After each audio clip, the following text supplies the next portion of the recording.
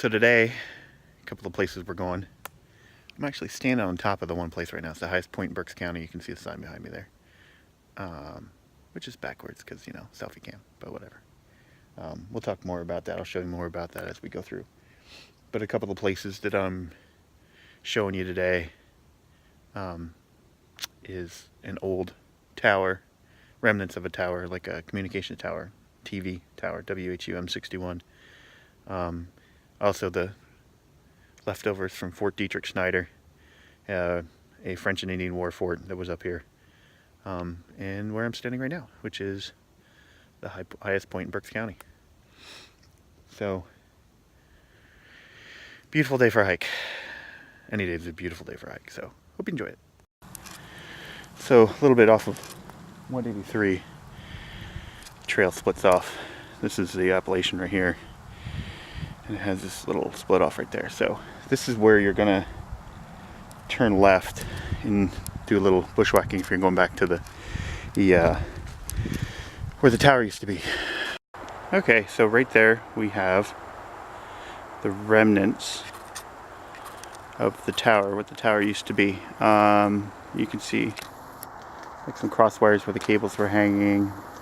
That's one of the like cement things where the tower was.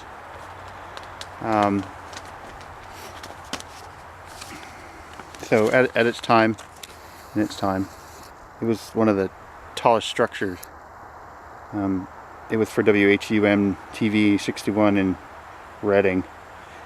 It came on air in like 1953. It had a 12-hour broadcast day. There was a building or a studio on the top of the former Tower Hotel in Mount Penn, which was the radio station for that one. So it's pretty cool. I mean, it's in the middle of nowhere.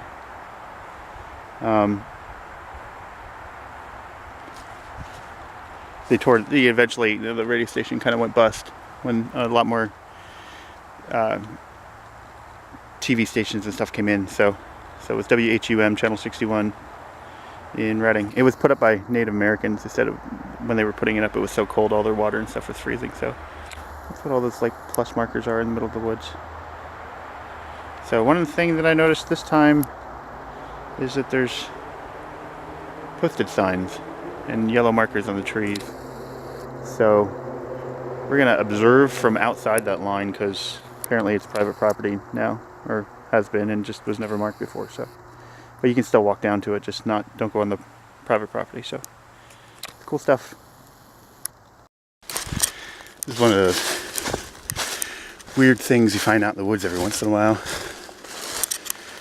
Kind of bushwhacking back here, and somebody built the structure out of a whole bunch of sticks.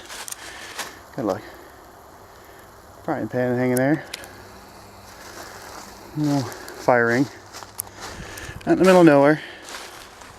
Made a little shelter. Kind of a nice area back here to do it. It's really wide open. Not much here. So yeah, crazy. Okay, so this is the site of Fort Dietrich Snyder. So they call it a fort, but honestly it was just like a little 20 by 40 foot cabin up here owned by a guy named Dietrich Snyder. If you look north, there's a little trail that goes down. That goes down to Hawk Mountain Scout Reservation. And then if you look south, that's more than likely where the hotel was. So basically what happened was in the 1700s, there was a bunch of forts up here. They're actually planned out by, it was Colonel Benjamin Franklin at the time, but they were built by a guy by the name of Conrad Weiser. So basically up here on top of the mountain, they had this guy named Dietrich Snyder who had a little house that acted like a lookout, so he could see from up here both sides of the mountain. His farmhouse, or his house, is probably around here somewhere, but they said the blockhouse where they would keep the militia was 100 yards north. So I'm assuming it'd be up there where they put the marker somewhere. So, about 2.5 miles northeast of here was Fort Lebanon near Auburn. That was one of the defensive forts for the French and Indian War. And then if you go another 2.5 miles northwest of here on the other side of the mountain, that was Fort Northkill. So this was kind of like a halfway point and a good vantage point to look out and look around. So him and his wife lived up here on the top of the mountain. Nothing really bad happened to them. Bad stuff happened down at Fort Northkill. A bunch of Indian attacks down there with the Hostettlers and the Deglers, and the Spatzes were killed. The whole family was killed, and their blood supposedly ran in the creek, and that's where they got the Bloody Run Springs Road from. But his wife supposedly lived till 115 years old, and then they built a hotel up here. Now if you look, there's stairs and like part of a house foundation there. I'm just guessing, but I'm thinking this used to be part of the old hotel. You can see like the house foundations there. Or, you know, a house. But, I mean, he had this, like I said, it was a little 20-foot by 40-foot log cabin, so there's probably nothing left of that. But there's little remnants up here. They had a hotel up here. There was, east of the Schuylkill Gap. The Schuylkill Gap is where Port Clinton is now. So east of the Schuylkill Gap, there is no real place to cross the mountain except for a road that went up and over the mountain here. And that's why they put this lookout post up here. There's an old well. It's all filled in. And there's more parts of the house foundations here. Or it could be the hotel foundations. So, you see stairs. There's stairs here.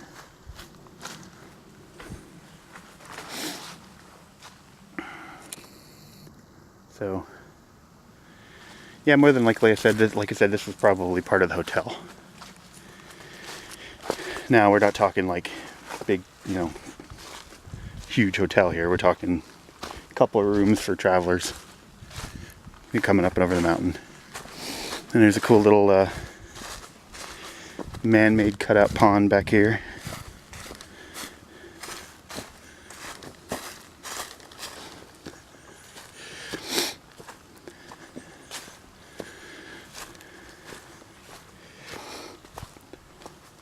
So remember, we're on top of the Blue Mountain, a little bit west of 183, less than a 3/4 of a mile west of 183.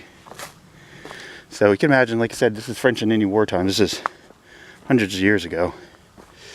It probably was pretty scary for him to live up here. You know, it's just him and his wife. So, you know, back then, Indians were a threat. They didn't like people like the settlers that were here, and they wonder why. You know, it's not like they did anything. Except for, you know, take their land and kill all of them. So, that might actually be part of the old road that goes down, cut through here. Because there was a road that ran from the Auburn side all the way down to where Strausstown is now, which is where Fort Northkill was. So the kill actually isn't like murder kill. Kill comes from a High Dutch word, K-I-L-L-E. Kill means like waterway. So a lot of the streams and creeks around here, Northkill, the Schuylkill, you know, it's not like kill murder. It's kill as in waterway. So it's a pretty cool area back here.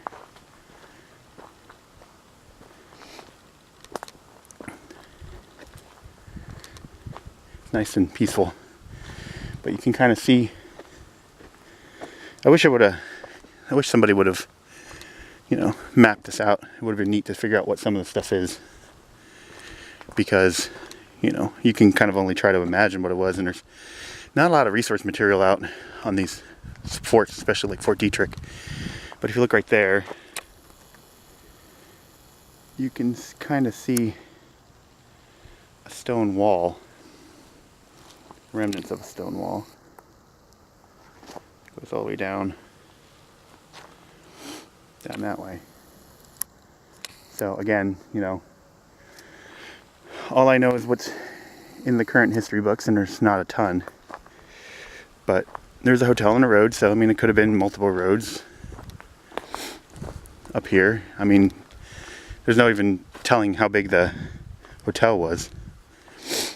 There was one little thing in the Tilden historical, there was a pamphlet from Tilden Township that said that the hotel was supposedly still here since 1916. But ain't nothing left now. There's more of that wall. So, neat stuff. It's not a tumor. Okay, it could possibly be a tumor. That's a big old knot ball at the bottom of that tree. Okay, so Appalachian goes that way. Over here, there's a sign. It says Berks High Point, 1.7. It's actually a whole story about this. When we get up there, I'll let you know. But this is a relatively new little trail. And it has a cool little story behind it. One thing you got to be a little cautious of if you're doing this trail is it's not really marked too well. I mean, the path is pretty defined, so as long as you're paying attention, you know, you're not going to walk in the middle of nowhere. But they just put white dots in some of the trees. Somebody put that there. I guess people were walking straight instead of turning left. But it used to be yellow. So I think somebody has to come up and reblaze this. Which, I don't know, maybe I'll do. But yeah, so just keep on following these little white dots. Can't really tell because it's fall. But those are all blueberry bushes. So during the springtime, summertime, full of blueberries. Wild blueberries. Actually, I like wild blueberries a lot better. They're smaller, but I think they're sweeter. Kind of like them. Of course, bears like them too, so yeah. Okay, so this is really cool to see. So it's chestnuts. So one of these trees here is a chestnut tree. I'm trying to figure out which one. Anyway, so why this is really neat to see is because in the early 20th century, spiny. In the early 20th century, there was a chestnut blight in this area. It wiped out 3 to 4 billion wild chestnut trees. And now I got a little chestnut spine in my finger. Anyway, yeah, completely decimated population. So seeing a wild chestnut's really, really super rare. And then they make a really good food source. In fact, most of these pods are empty, which leads me to believe some furry creature knows that they're here and eat them. They all look empty. So, really cool to see. You don't see them too often. Okay, right here we have the Caleb France Memorial Trail back to the high point of Berks County. So we'll walk back here a little bit. Let's see if we can see him. Big deer just went by. Where'd he go?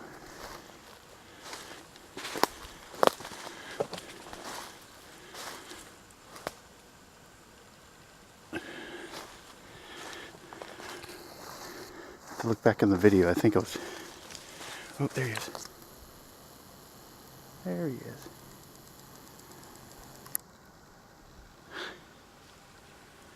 There he is.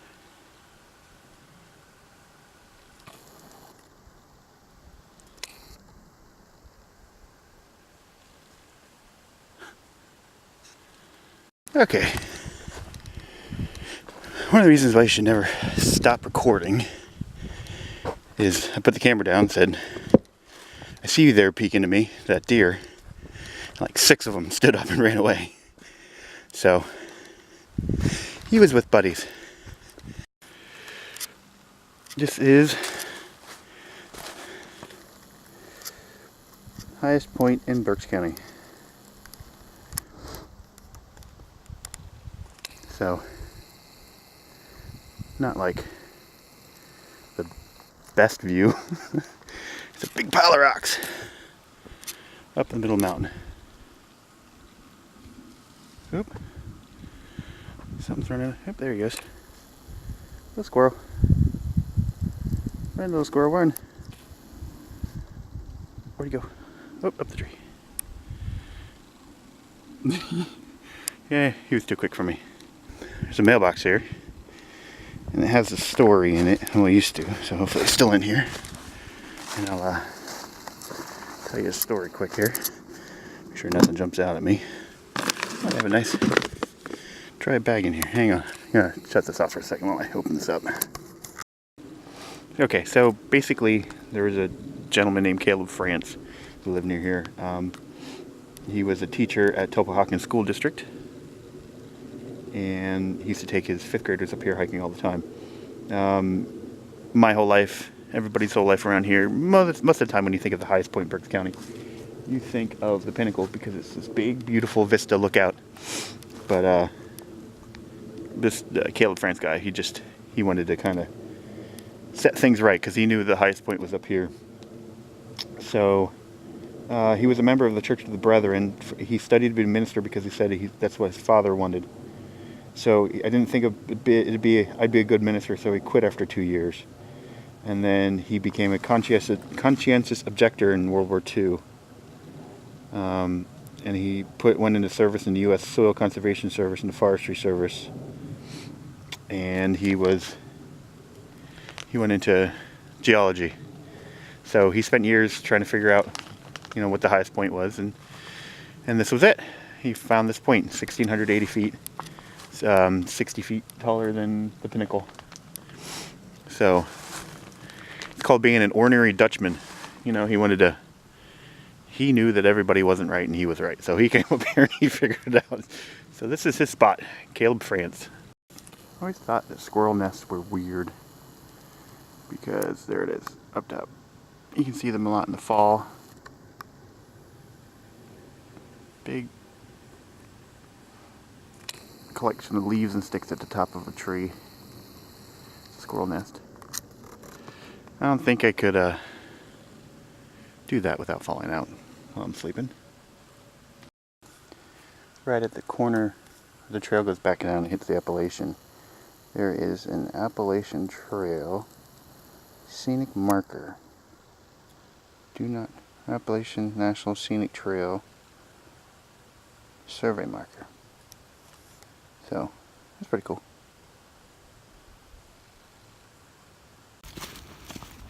What's really weird is it feels like the sun's setting, but it's only 2:15. Fall messes with me a lot. So, that's about it. The whole loop is about 3.5 miles or so. It took me 2.5 hours with all the little side trips and stuff like that. So it's a pretty cool little thing. Just if you come up to visit, don't go into where the tower is. I might not even post the coordinates for that because it's on private property. I don't like making people mad. So, but the fort and the high points, those are pretty cool places to come check out. So, hope you enjoyed coming with me today. Thanks.